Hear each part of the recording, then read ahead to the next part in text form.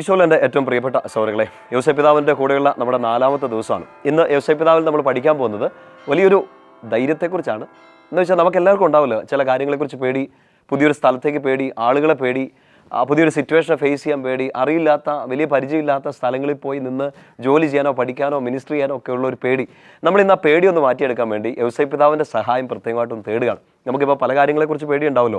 പ്രത്യേകമായിട്ട് ഇന്ന് നമ്മൾ ചിന്തിക്കാൻ പോകുന്നത് അറിയത്തില്ലാത്ത ചില സ്ഥലങ്ങളിലൊക്കെ ചെന്ന് കഴിയുമ്പോഴത്തേനും, വലിയ പരിചയമില്ലാത്ത ആളുകളെ കണ്ടു കഴിയുമ്പോഴത്തേനും ഒക്കെ നമുക്കുണ്ടാകുന്ന ഒരു കുഞ്ഞു വിറ, അത് മാറാൻ വേണ്ടി യോസേപ്പ് പിതാവ് നമ്മളെ വലുതായിട്ട് സഹായിക്കും. എങ്ങനെയാണെന്നറിയോ, നമ്മൾ ഈ ദിവസങ്ങളിലൊക്കെ വായിക്കുന്നുണ്ടല്ലോ യോസേപ്പ് പിതാവിനെ കുറിച്ച് കൂടുതൽ കാര്യങ്ങൾ. പ്രത്യേകിച്ച് വിശുദ്ധ ഗ്രന്ഥത്തിലെ കാണുന്ന നല്ല ബ്യൂട്ടിഫുൾ ആയ ഒരു എപ്പിസോഡാണ് ഈശോയെയും പരിശുദ്ധ മറിയത്തെയും കൂട്ടിക്കൊണ്ട് ഇങ്ങനെ ഈജിപ്തിലേക്ക് പോകുന്ന യോസേപ്പ് പിതാവ്.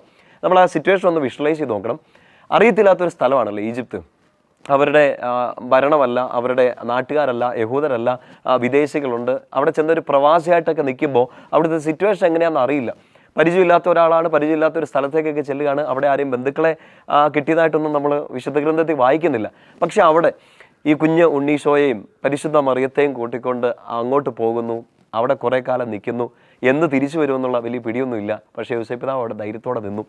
നമുക്ക് പ്രാർത്ഥിക്കേണ്ട വലിയൊരു കാര്യം ഇതാണ്. എന്തെങ്കിലും തരത്തിലുള്ള ഭയങ്ങളിലൂടെ, പ്രത്യേകിച്ച് സ്ഥലം, സാഹചര്യം, വ്യക്തികൾ, നമ്മൾ ചെല്ലുന്ന ചില സിറ്റുവേഷൻ, ഇതിപ്പോൾ നിങ്ങൾ കേട്ടുകൊണ്ടിരിക്കുന്നത് ചിലപ്പോൾ ഒരു പ്രവാസത്തിലാണെങ്കിൽ മറ്റൊരു രാജ്യത്ത് നിൽക്കുകയാണ്, സ്വന്തം നാടും വീടും ഒക്കെ വിട്ട് ദൂരദേശത്ത് നിൽക്കുന്നു, പ്രിയപ്പെട്ടവരെയൊക്കെ മിസ്സായിട്ട് നിൽക്കുന്നു, ഭയങ്കര പേടി, ആളുകളെ, ആ സാഹചര്യത്തെ, പുതിയൊരു ലാംഗ്വേജ്, പുതിയൊരു ലൈഫ് സിറ്റുവേഷൻ, കൾച്ചർ, ഇതിനൊന്നും ഫേസ് ചെയ്യാനുള്ള ഒരു ധൈര്യമില്ലെങ്കിൽ പ്രത്യേകിച്ച് നിങ്ങൾ യോസേപ്പ് പിതാവിനോടൊന്ന് മധ്യസ്ഥം വഹിച്ച് പ്രാർത്ഥിക്കണം. നിങ്ങളുടെ നാട്ടിലുള്ളവർ, നിങ്ങളുടെ ആരെങ്കിലുമൊക്കെ ദൂരദേശത്ത്, വിദേശങ്ങളിൽ ഇങ്ങനെയുള്ള സ്ട്രഗിളിലൂടെയൊക്കെ കടന്നു പോകുന്നുണ്ട്, നാട്ടിൽ നിന്നൊക്കെ മാറി നിൽക്കുന്നു, അവിടെ അവരത്ര കോൺഫിഡൻ്റ് അല്ല, കംഫർട്ടബിൾ അല്ല, അവർക്ക് വേണ്ടി പ്രത്യേകം യോസേപ്പ് പിതാവിനോട് ഇന്ന് ഈ ദിവസം, നമ്മുടെ ഈ ചിന്തയുടെ 4-ാമത്തെ ദിവസം പ്രത്യേകമായിട്ടൊന്ന് പ്രാർത്ഥിക്കുക.